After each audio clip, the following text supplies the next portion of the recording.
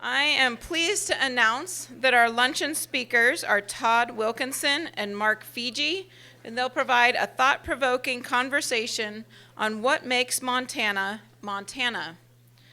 Journalist, author, and conservationist Todd Wilkinson is an editor of the online journal Yellowstonian, and author of numerous books, including a biography of Ted Turner, and most recently, Ripple Effects, How to Save Yellowstone and America's Most Iconic Ecosystem. He hails from Minnesota and is a graduate of St. Olaf College. Joining Todd is Professor Mark Fiji, who recently retired from Montana State University, where he was the Wallace Stegner Chair in Western American Studies. His books include The Republic of Nature, An Environmental History of the United States, and he was also co-editor and contributed to Wallace Stegner's Unsettled Country, Ruin, Realism, and Possibility of the American West. So please join me in welcoming Todd Wilkinson and Mark Fiji.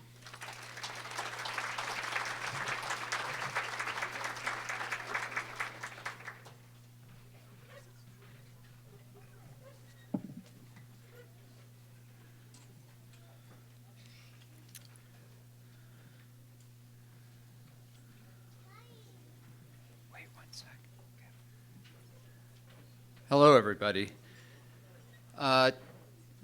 Before we begin, let's give another round of applause for the Montana Historical Society.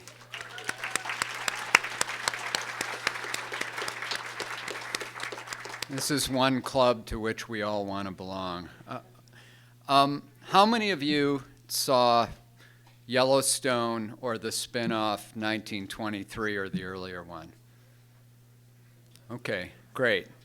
So I'm going to start by playing a clip from one of those, and hopefully it will provoke some thought. So, on that note,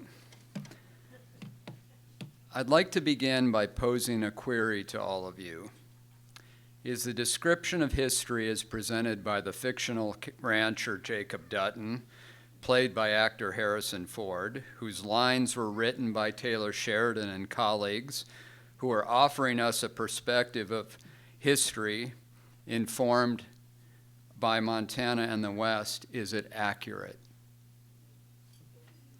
Think about this.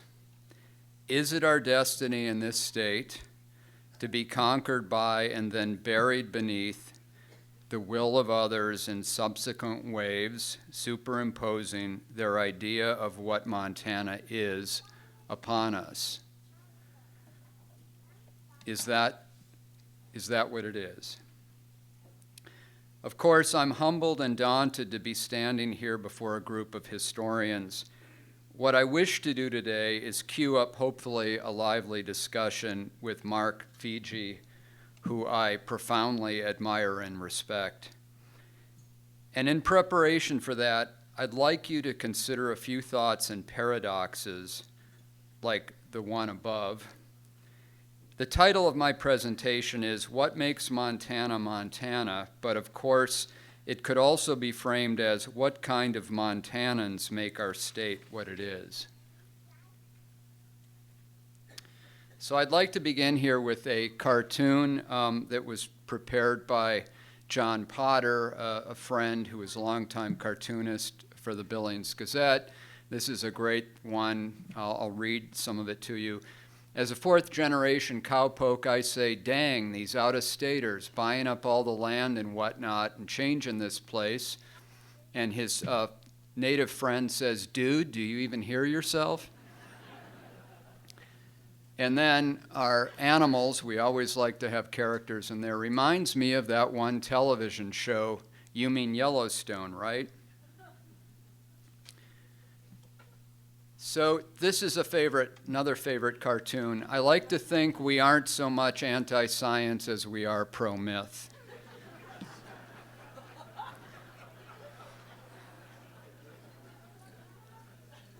So certainly the only constant force on this planet is change. It's inevitable and transformative. And if you listen to free market economists, the replacement of the old with the new involves, quote, creative destruction. With the coming advent of AI, we're soon going to discover what accelerated creative destruction means. What I want to know is it possible to prevent or stop unwanted change? And if yes, then how? What roles do history and journalism play? To get at this question, I think it's important to ponder what it is we're trying to retain, to protect, and not let slip away. Whatever we do, we must make a decision. So here's an advertisement that greets anyone coming in and out of Bozeman Yellowstone International. The visitation level in the last 20 years has gone from 400,000 to 2 million passengers passing through there. So even to do nothing, is this, by the way, the real Montana? Adventure by day, luxury at night. So even if we do nothing, our indifference or apathy or cynicism does not let us off the hook, because our actions are going to be assessed and judged by those who follow us, indeed by historians. That too, believing we can be passive, is a decision, and it means resigning ourselves to a arguably false conviction that we are incapable of affecting what appears to be an inevitable outcome. How many of you have been to Bozeman lately? How many of you are shocked every time you come to Bozeman? But if history has taught us anything, it is that human actions which bring unwanted change can also be remanifested in ways that are forces for good. So here's a film that many of you saw. I'm going to show how outdated this is. Let's see, we have The Gambler's Wife, The Farm Girl. We have all of these tropes and stereotypes that this movie could never be made today, and for good reason. Here is a cartoon that a friend of mine put together. He's a great illustrator. This is a view looking east from Montana and Greater Yellowstone. So we see in New York City, nature-deprived megalopolis, Washington, political miasma, Florida, soon to be underwater, and the Gulf of Mexico, a dead zone. People are moving to Montana to live their dream. We know that. Here's a view looking westward. Texas, don't be messing with our public lands. Phoenix, too damn hot, soon to run out of water. And then on the side, it's Aspen, Denver. We don't want to be like Aspen, Denver, Moab, Boulder, or Salt Lake City. So we know what we don't want to become. And yet, there is a deluge headed our way. Outsiders, which is to say short-termers, are remaking Montana in their own image because that's what they do, that's what we all do. It's as if, though, we have an inferiority complex, I would argue, and we're not convinced that we still have to become what we haven't yet achieved in terms of our physical footprint. So what does that physical footprint look like? Headwaters Economics put this together. It shows new homes. It's kind of like a spreading virus if you think about this, going back half a century, more than half a century. The thing that's compelling here is it stops before COVID arrived, which was a game changer in our state. A couple things that are worth pointing out is that you see all of the dots filling in the western mountain valleys, and you still see dot accumulation in the east, but the east is emptying out of population. What's poignant about the west, here's a little just insight. In Park County, Montana, between Livingston and Yellowstone Park, there are more homes being built than there are a number of people there. So the homes are still manifested on the lands, whether people live there, are there a week out of a year, a month out of a year. So that's what's happening here. Here's a view from Bozeman, a photo taken by the great Holly Pipple.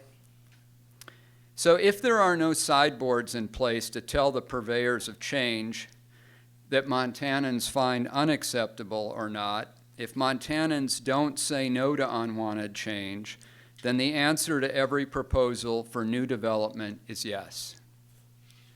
Even if it's unwanted, even if the changes are subsidized to the point of citizens paying higher taxes that come with inevitable rising costs of services, the result is, ironically, that we're paying for the kind of change that we don't wish to have. So think about that for a minute. How and why do we know this? Because it's historians like you who have documented changes that have happened elsewhere and are being visited upon us now, which some have called a point of no return, and Mark's going to get into that in his remarks. But here is what we know. Montanans have been unwavering in polls and surveys, expressing the following sentiments across urban and rural demographics, age groups, partisan leanings, and socioeconomics. Point number one, we see our way of life being degraded by change, in particular, what's happening to the natural landscapes around us. Two, we value wildlife, open space, rural communities, and the people inhabiting them, clean water, and affordability of housing for our young people who want to remain in the state but can't.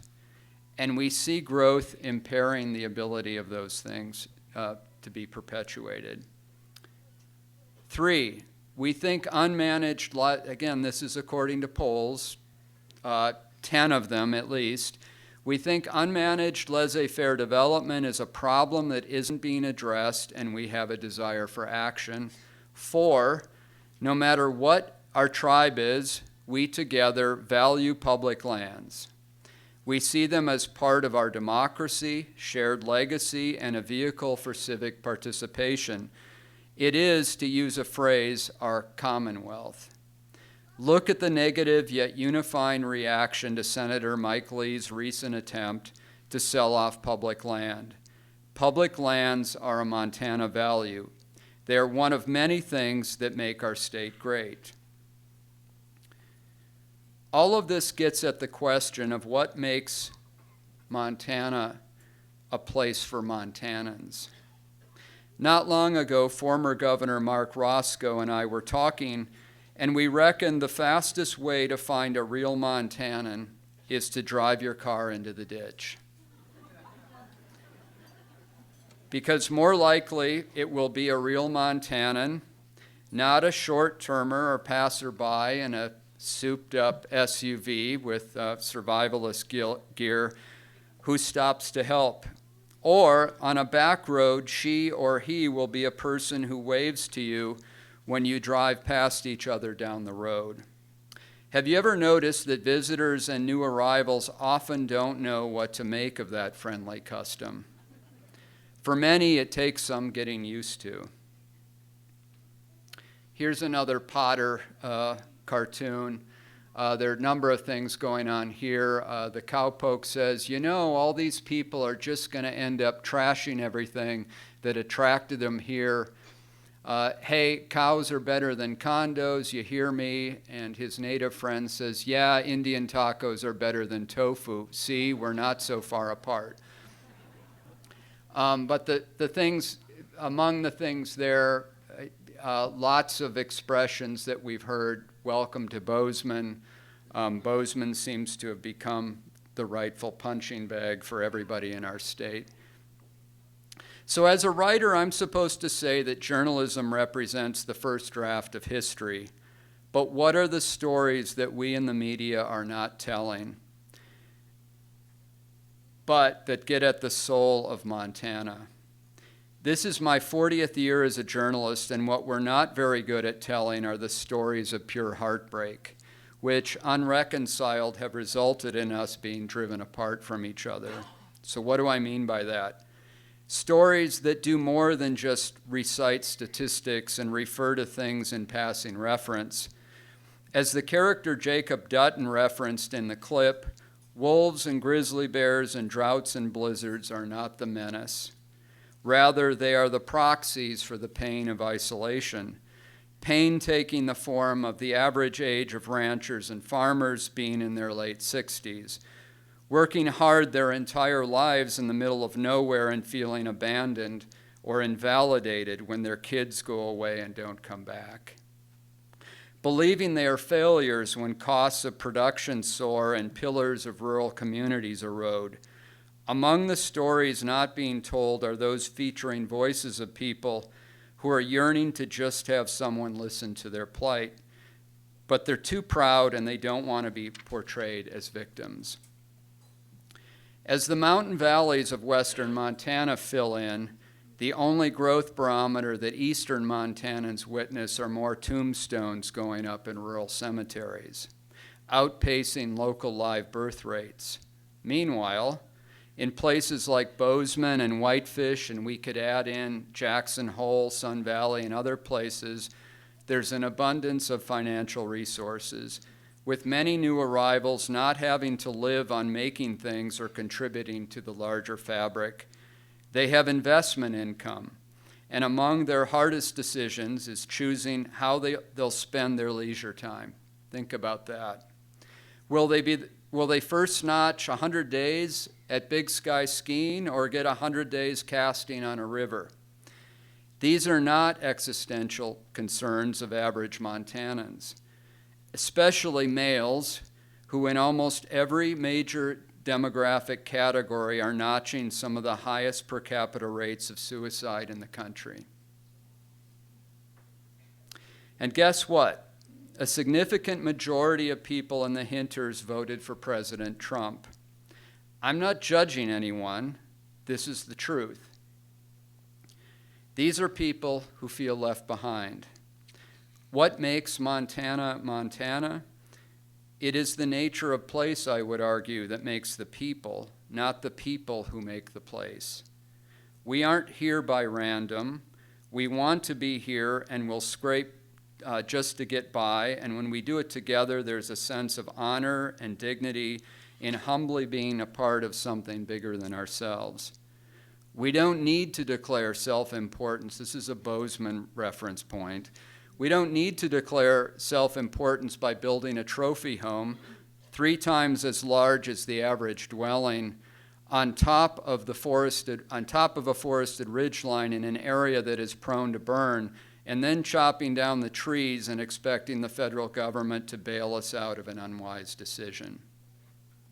Ours is a nature of place that existed pretty much unchanged for at least a dozen millennia. A millennia, of course, is 1,000 years. In a dozen of those, since the last major ice sheets retreated, there were no permanent human structures, nowhere. Animals and people moved on ancient migration patterns. And yet, rapid transformation has occurred in just the last 6 generations, maybe 7, accelerating during and after COVID. So think about this. If there are 5 generations in a century, and 10 centuries in a millennium, and 12 millenniums, that's 600 generations at least. In just 6 of those, we've altered the landscape, and in 1 generation, we've cemented permanent footprints that will never be undone. I would argue that there are 4 Wests. The natural one, which possesses the most depth, the Old West that actually is modern and only lasted for a couple of decades, but whose legacy is one of plundering a la Manifest Destiny. And then there's the New West that's offered us a chance at redemption, though one would argue we're merely replaced traditional resource extraction with 2 more extractive activities driven by market forces, real estate and outdoor recreation. So what's the 4th? The natural West is one of possessing wildness, in that wild creatures are still able to persist, And then the Old West brought an unwilding, followed by rewilding and conservation in the New West, but which has its own consumption. Our inability to deal with limits has us facing the prospect of a lost West that will involve permanent de-wilding in the mountains and loss of memory of people in the eastern prairie and plains. So we all know this bumper sticker, Montana Land Reliance, as popular now as ever. This is a sign that exists near Harrison. I would ask the question, is conservation a conservative principle or is it a liberal one? And if we disagree about that, or if we don't know, why is it such a wedge issue if it applies to everything? So I'd like to return to the Yellowstone spin-off, 1923. The ruthless villain Donald Whitfield, played by actor Timothy Dalton, also known as James Bond in an earlier iteration, is having a conversation with the Scottish immigrant Banner Creighton, played by Jerome Flynn. Whitfield, who is modeled in part after Copper King William Clark, seeks to exploit human nature and rational self-interest and turn it against the land and people. Quote, "He sees through us, sees the greed in our hearts," Banner says. "I've never met a man who scares me, not once in my life until now. The man scares me. He scares me to death." Whitfield sees a group of Norwegians skiing. He peers forward to the latter decades of this past century and sees the allure of outdoor recreation and thrill sports. He recognizes it as a potential ruse to generate fortunes through real estate sold to outsiders. This is what some today call Manifest Destiny 2.0. But unlike the first iteration, Montanans who grew up here can't afford to live here. What kind of Montana is it if average Montanans cannot afford to live the pipe dream of what a real Montana experience is supposed to be, and that's being sold as the new vision of prosperity? I'll end with this. It's a soliloquy that was in Yellowstone, the original, in which a descendant of Jacob Dutton, John Dutton, played by Kevin Costner, is running for governor. And he's repulsed by powerful outside developers who want to buy the ranch and transform the valley into a resort. Quote, "The question," Dutton asks as he's running for office, "is what you do and who you are. I'll tell you, the land's only hope is for them, i.e. developers, to be a steward. The ugly truth is they want the land, and if they get it, it will never look like our land again. That's progress in today's terms. So if it's progress you seek, don't vote for me. I am the opposite of progress. I'm the wall that it bashes against, and I will not be the one who breaks." It's interesting that I would quote Yellowstone when Yellowstone is also blamed for this land rush, right? So here's this great John Potter. "Welcome to the New West, the land of limitless human ego and ambition. Looks like another home invasion," says the elk. "How does putting people in wildlife habitat benefit wildlife?" asks the bison. "Is it really conservation without wildlife conservation?" We're going to hear more about the structure of what's going on from the eminent Mark Fiji, but I appreciate your time today, and I look forward, I hope we can mix it up with some questions. Thank you.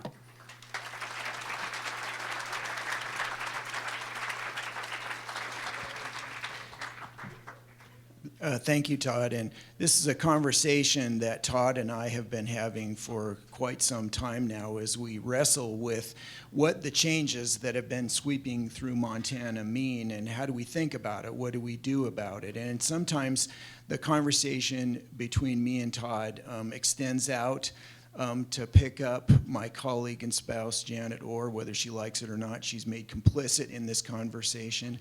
But Todd, let me do this. Let me ask you in this room, and I don't want to put anybody on the spot, but I am gonna in a good way, I hope. But how many of you, please raise your hand, moved to Montana within the past 5 years? And don't lie to me now.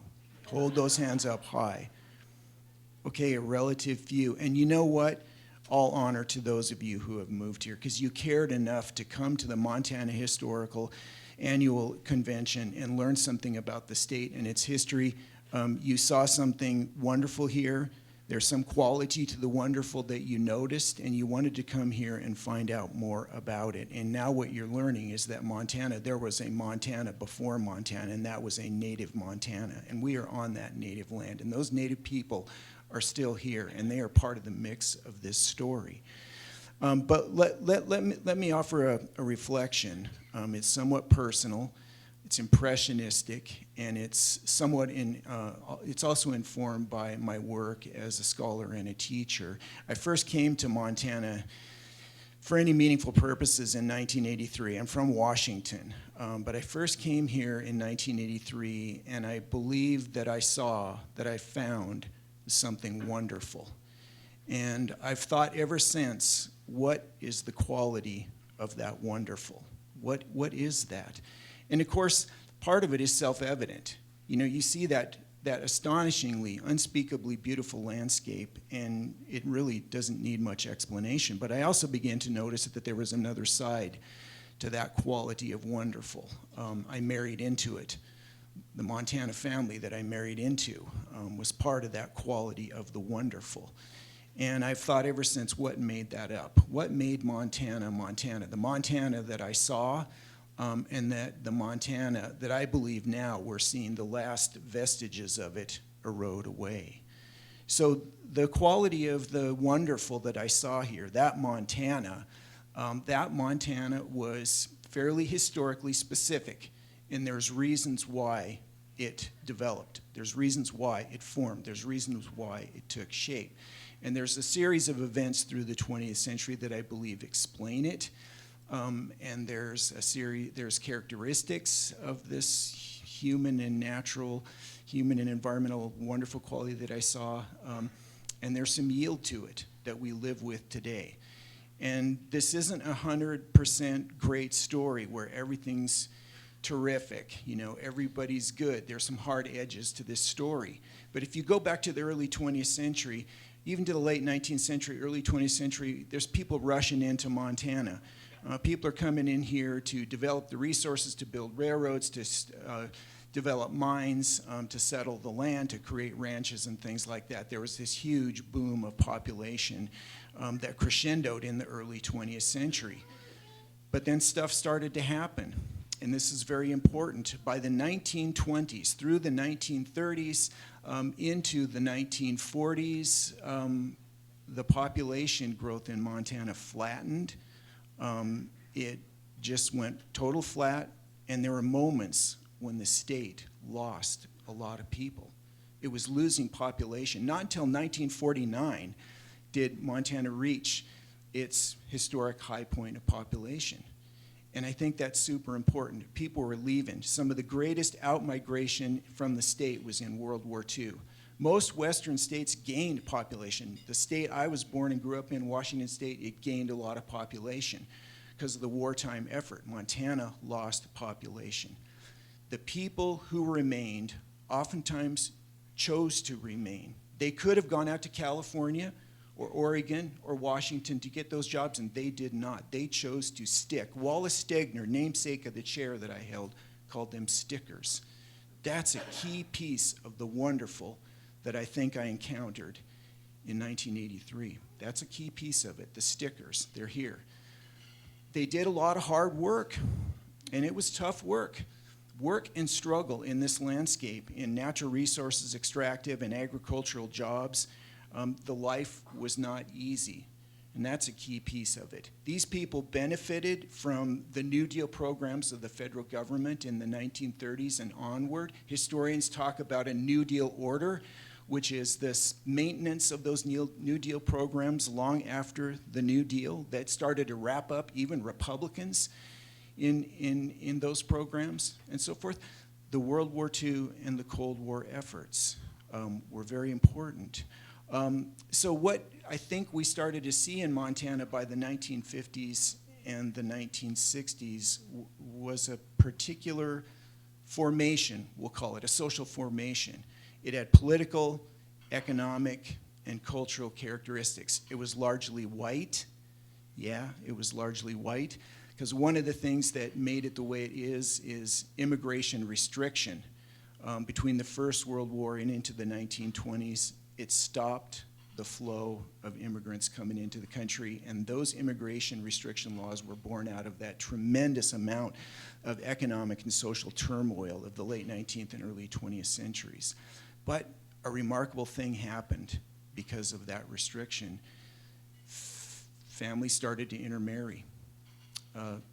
Janet, my colleague and spouse, did research in Butte on this. And this is well known to historians across America, that immigration restriction allowed a formation of a culture in which the offspring, however they were still tied to traditions, culture, language, etc. from Europe, started to intermarry. That was a piece of it. So this formation, this came about. The 1950s and 1960s saw a rise in affluence in the country, even for people in resource extractive agricultural Montana, and they benefited from it. And this gave them a little bit of means to go out onto those public lands for reasons other than just simply work. They could actually go out there and engage in semi-subsistence hunting and fishing and camping and things like that. So this was the human part of the wonderful that I think I encountered in 1983. There it was. And it had yields to it. One of the yields was the 1972 Constitution, an astonishing document. For those of you who haven't read it, please read that document. For those of you who are honest enough to admit you came here within the last 5 years, please read the 1972 Constitution. The preamble is amazing. It has a larger Bill of Rights than the U.S. Constitution. It has, they call it the Environmental Constitution because it guarantees all citizens the right to a clean and healthy environment. One of the flaws of the document was the Constitutional Convention, which had no Native people at it, but one of the great achievements of that Constitution were the 2 Crow youths who showed up from Crow's agency to speak, and they let them speak, and that led to the American Indian Education for All clause in that Constitution. It is incredible. There it is. So I think over time I've come to see, at least more clearly, the quality of that wonderful that I encountered here in 1983. And now I think that wonderful is going away. I think we're seeing the final pieces of it erode. So as Todd, I think, really pointed out, this is a turning point. What's the Montana to come? What's Montana about Montana in the near and longer term futures? And one thing that we might say is it possible that people coming in and all of us together, Montana Historical Society is such a great place to launch something like this. What can we do to create a new Montana? We're going to have to create a new Montana. We got to be realistic about that. And in creating that new Montana, how can we do that with the connection to the past, to recognize the past Montanas and the particular quality of the wonderful that defined those places? Can we do that? I think that's what we're looking at, Todd. Yeah, what do you think? I think it starts with place. You know, we have, again, thanks to historians, we have watched trajectories and trend lines, right? And if one goes to Colorado and looks at the Front Range of Colorado, you don't find many people who are happy to be there today, really. Or if you go to the west side of the Wasatch, Greater Salt Lake, and what have they given up? What have they sacrificed? And what they did is they really gave it up without any sort of reflection on what growth means or the quality of growth, who pays for growth, who benefits it. one thing I'm going to say is I love to examine the power of words, and we throw out words like sustainability and reciprocity and common ground and all these things, but it has absolutely no application when it comes to things like wildlife, and wildlife are these great indicators for the quality of the landscape that supports us. And I think that if whatever it is we're going to sustain, I think it's important that we look at this terminology that we use that often is meaningless when it's subjected to scrutiny. And I would argue that sustainability is really analyzing what is being sustained on behalf of whom and at the expense of what. And we often don't do that, or reciprocity. All of this is within human-centric terms. Everything is. And you guys all know I'm a nut when it comes to writing about wildlife. But I think that wildlife provides a great lens as sort of a barometer for gauging whether we're having a respectful relationship with the land or not. Just listening to Todd about wildlife and comments Todd made about recreation. And this is something that I've noticed in the past 5 years. Maybe a little bit longer than that. But, that particular quality, the wonderful, that I thought I saw, I think I did see it in 1983. It brought together that beautiful landscape, but also the side of Montana life that was distinctive, and that is work and struggle. It cost people to be here, and they had the scars to show for it.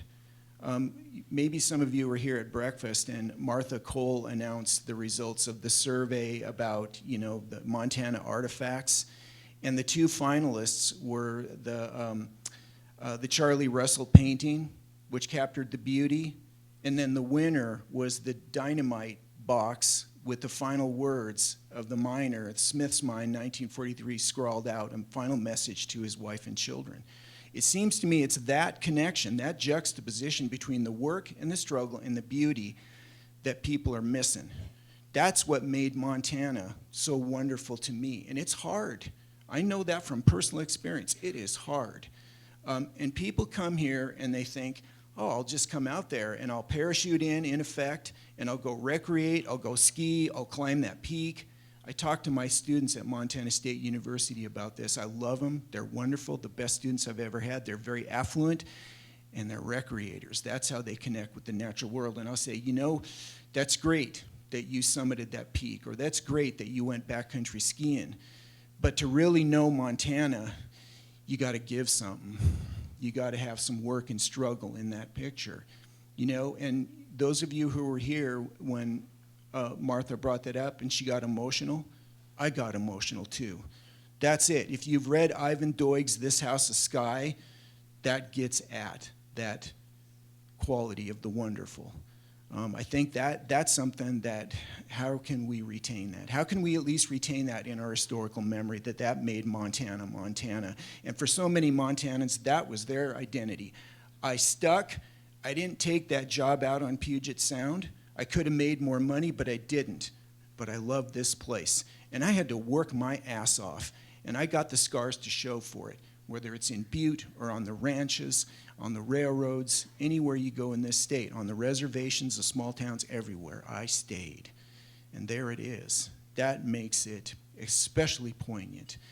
And I think Martha saw that, and so did I. One thing I want to add is I write a lot about development and the relationship of humans to nature. And it seems to me, and I welcome dissenters, but it seems to me like we have it backwards. I want to mention wildlife one more time. We develop a landscape and then we expect wildlife to adapt, and if it doesn't adapt and goes away, then it's the animal's fault because they weren't able to adapt. But we know a lot more these days through science about wildlife, and we know the blueprint that nature needs to survive, and we're smart enough to be able to develop our way around, particularly these last places.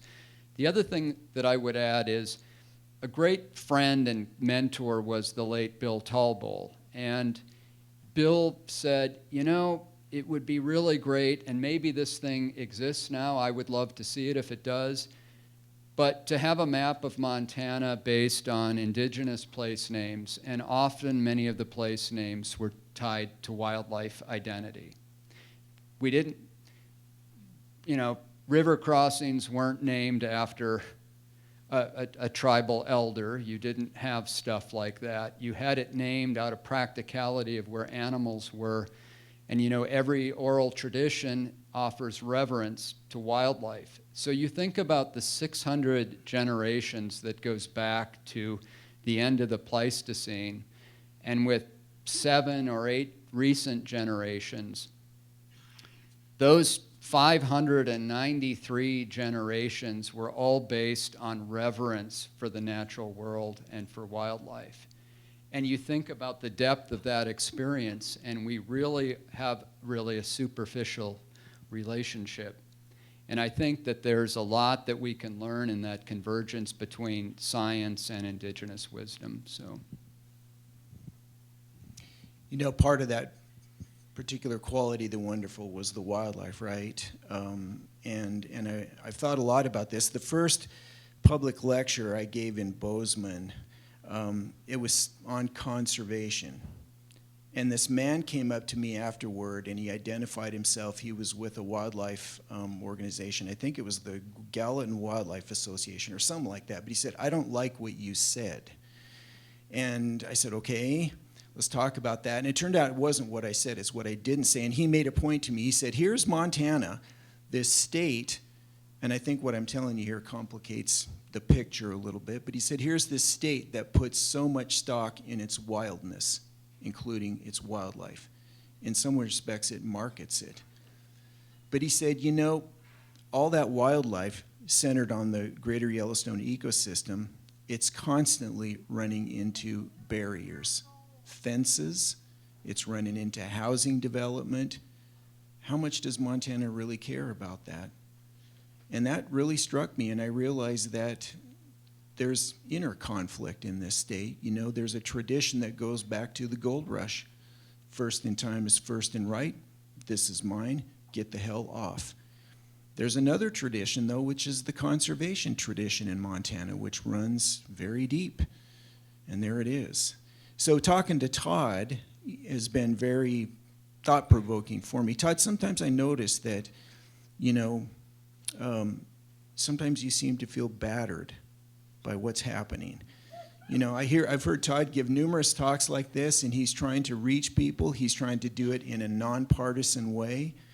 He and I share the position that objectivity is not neutrality. We are under no obligation, Todd as journalist, me as historian, to not have a position on some of this, but we are nonpartisan. And Todd reaches out to the audience as he's reached out to you.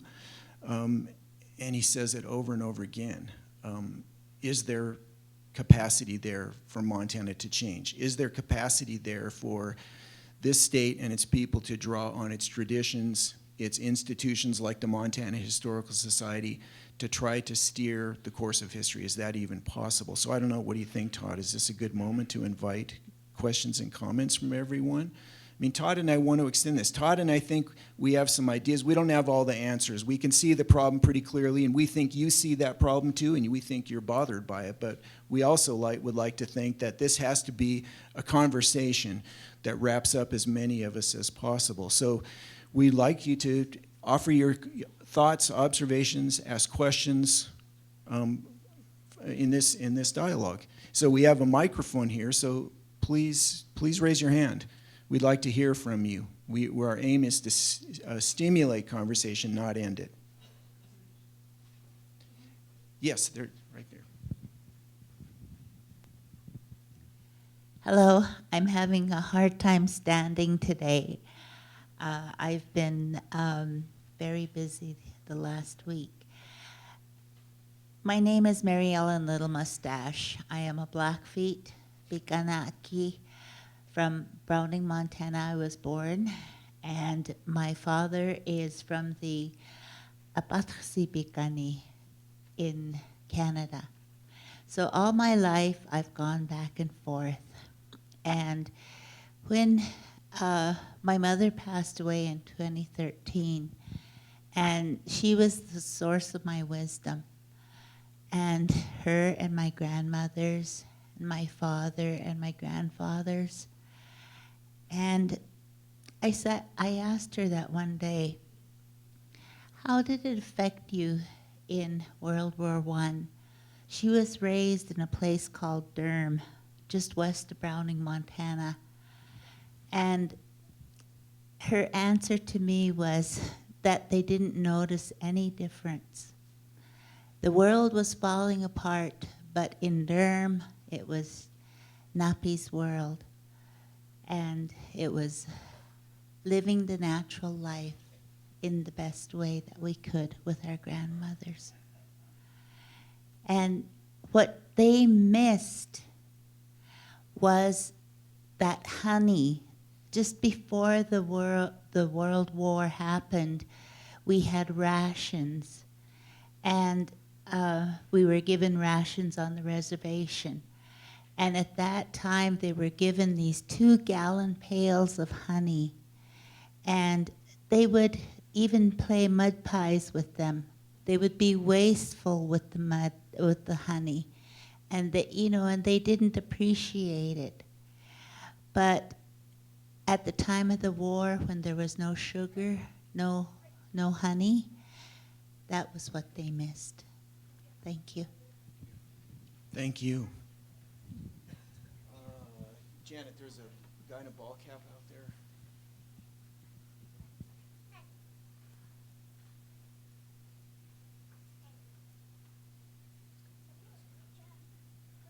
Hey, yeah. Okay, definitely, everybody's trying to figure out how we're going to be able to adapt things and that kind of thing, because the only other way of keeping things the way they are would be to lock everybody out, and we know we're not going to be able to do that. So, and as kind of from a historian's point of view, certainly we should be trying to think of new things, but a historian also takes a look at other places and tries to understand what they've done in the past. So I think one thing that we need to try to do, we've mentioned Utah, Colorado, and certainly parts of California. This same kind of thing has happened in several other places. What we need to try to do is, can we find a few counties, a few towns, an area where they've kind of been successful trying to do what we can do, and see what they've done there. It's a different way of looking at it, but that's the way things get figured out a lot of times, is somebody's had success and how can we bring that success here, rather than try to figure out something new and as complicated as this. That's a great question. I've heard it in many different venues. Here's the reality, and before I say I didn't mean to be too snarky with my presentation, but I can't help it sometimes. So here's the reality. I'm going to speak about Greater Yellowstone, but it applies largely to the western mountains of Montana. In Greater Yellowstone, we have every wildlife species that was here in 1491. We're the only ecosystem like it left in the lower 48. It's also remarkable because those animals can move. It's like a giant electrical grid system of biomass that moves. AI couldn't replace it. If we break it, we'll never replace it. And so to your point, there really is no other reference point in the world of where something as remarkable as our natural heritage has been saved. And so the paradox here is, and the challenge before us, is that just as Yellowstone was this radical idea that, by the way, was rejected by many members of the territorial legislature and by the first settlers in the Yellowstone River Valley, they didn't want it. They didn't want it, thought it would impede prosperity and free enterprise. And yet, Yellowstone is this thing that's been adopted around the world and is the beating heart of Greater Yellowstone. Just Yellowstone and Grand Teton National Park, nature tourism, $1.5 billion a year, creates 15,000 jobs. And so if we want this thing, which becomes ever rarer and more valuable over time, the paradox is that we have to invent something that has never been invented before. And we've gone through waves. The first wave was wildness that existed forever, and then we de-wilded the West, and we were able to bring the West back due to a couple things. One was a conservation ethic. Another thing was a low population, remoteness, and an abundance of public lands. Without those things, we never would be the conservation miracle, and there's a reason why Montana is the cradle of wildlife conservation in the world.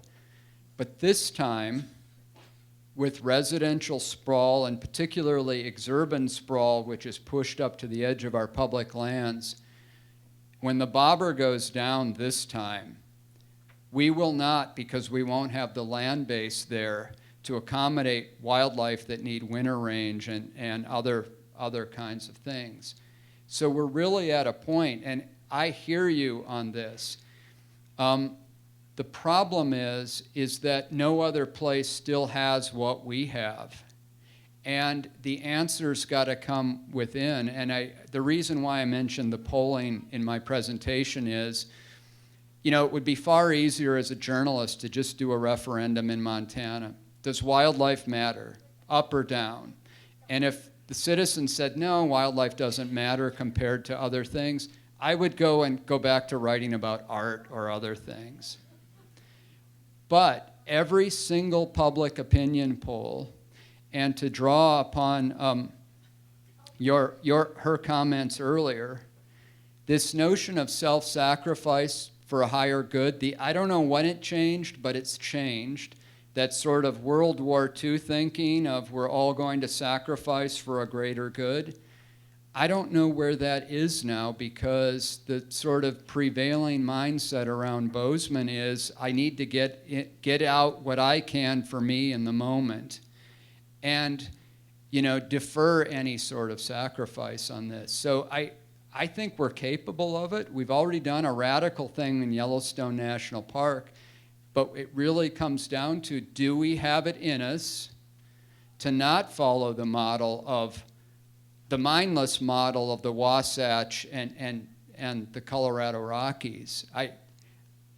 How many people in this room think that the model of the Colorado Rockies is a great way to pursue development and protection of place? And the last thing I'm going to say is this. I'm not anti-newcomer at all. I mean, I'm a relative newcomer. I arrived 40-something years ago. But the thing is, when you come here, you should get to know a place and understand what makes it tick, and not, a lot of the growth that's driven these days is just driven by people who see really poor land use and lack of zoning, and they take advantage of it. And so if we want Montana to be like the Montana that we want it to be, we have to define what that is. Not defining it, we're going to lose it. So anyway, great observation.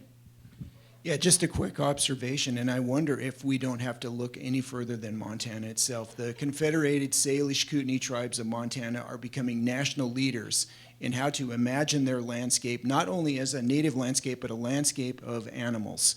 Can we make that transition? Can we start looking out there and saying, we're on native land, but we're also on the land of animals, and they have migratory routes. They were here earlier than almost all of us in this room, and could we look to that? Could we look to the tribes and the leadership they are providing on this matter? I think that's a possibility, Todd. So a question, Janet, is there a question back here for someone? Okay. Good afternoon. My name is Becky Van Horn. I am a third generation South Floridian.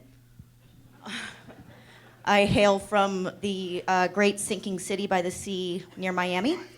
And I grew up part-time here in Montana in Red Lodge. Coming from where I come from and seeing its history be torn down building after building encouraged me to move out here full-time, because the history of Red Lodge, specifically for me, is such a beautiful thing.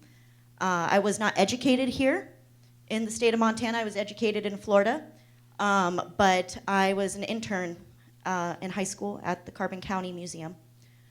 And my connection with that museum is what allowed me to come back as an adult. And now I do everything over there. One of the things that we've been exploring with Red Lodge's changing population is, how do we engage the newcomers?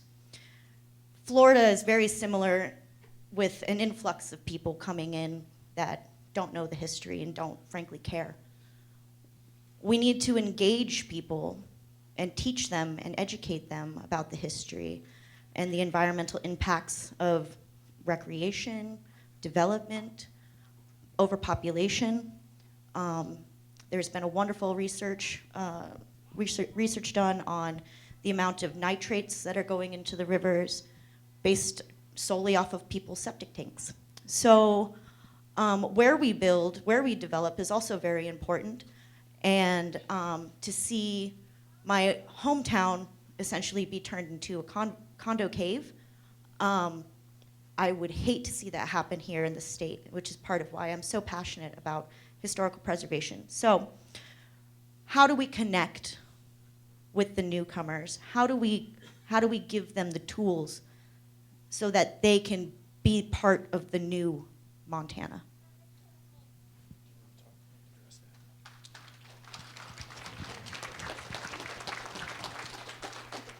That too is a great point. Thank you for that. Does everybody remember the Code of the West that came out a couple of years ago? Do you remember that? Counties. You know, there's really nothing that greets folk who are moving here. And, you know, I would argue that very few people have malintent. They're here because they love this place. And it's frankly absurd. Nobody loves anything to death. You can't call that love, right?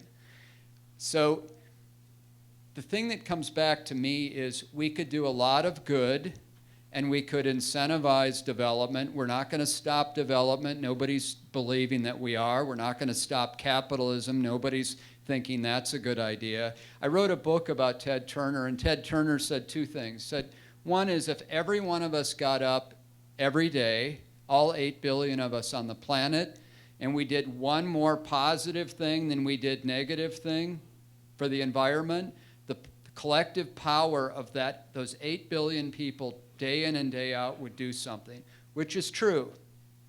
The second thing is that, you know, we need to figure out a way to pay for this stuff. And what's puzzling to me, and this, I'm just speaking as a journalist, is this aversion to the free rider problem of tourists coming here and folk moving here as the inundation happened during COVID. Lots of states, Florida is one, that has a real estate transfer tax.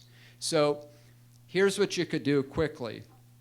Real estate transfer tax, you could, since condos in Bozeman now sell for $1 million for working class families, so-called, you could have them limit so the tax doesn't go into place, but it's basically a consumption tax, so a small tax.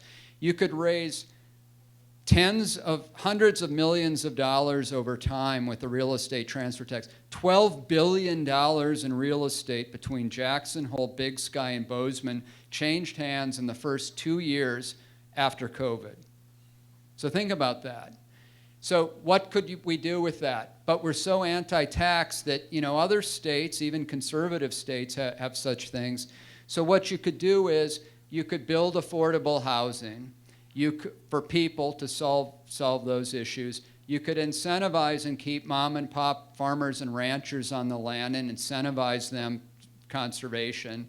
You could invest in schools. You could go to the Game and Fish or Fish, Wildlife, and Parks, and you could say, look, you don't have to fundraise your salary to pay your mortgage and send your kids off of school off of hunting tags. You could include non-game in there. So there's a lot that we can do, but we really need to change our attitude about third rail things that we can't go. For example, there's a guy in Livingston, he's wonderful, and he's hardcore MAGA, and he's a dear friend. And I was at a New Year's Eve event, and I looked at him, and we were each having a beer, and I said, zoning, zoning, zoning, zoning. I said it 10 times, and he looked at me, and he said, have you lost your mind? He said, why did you do that? And I said, you didn't have a heart attack when I said that word. So taxes and zoning. Real estate transfer tax, you could incentivize zoning so it isn't seen as punitive. But guess what? This great guy just put an easement, a conservation easement, on the family ranch. And so it goes back to that slide of, is conservation a conservative or a liberal principle? I would say it's both. So anyway, great question, and you have a great perspective from Florida on what we could stand to lose here. I think Todd's pointed to some very practical policy approaches, and I think that's why the Historical Society, the Montana Historical Society, can play such a pivotal role, because it provides a place where people can come and start to learn about the state. I'm not sure that everybody coming here is evil. They're good people. They're just not aware. You know, my colleague Heather Mulliner at Montana State said, you know, a lot of these people, it's a second home, it's a vacation, so they come in and they enjoy themselves, but they're just not aware of the history and what is happening. Are we about out of time? Okay. Thank you. I hope all of you will join me in giving Mark and Todd a round of applause.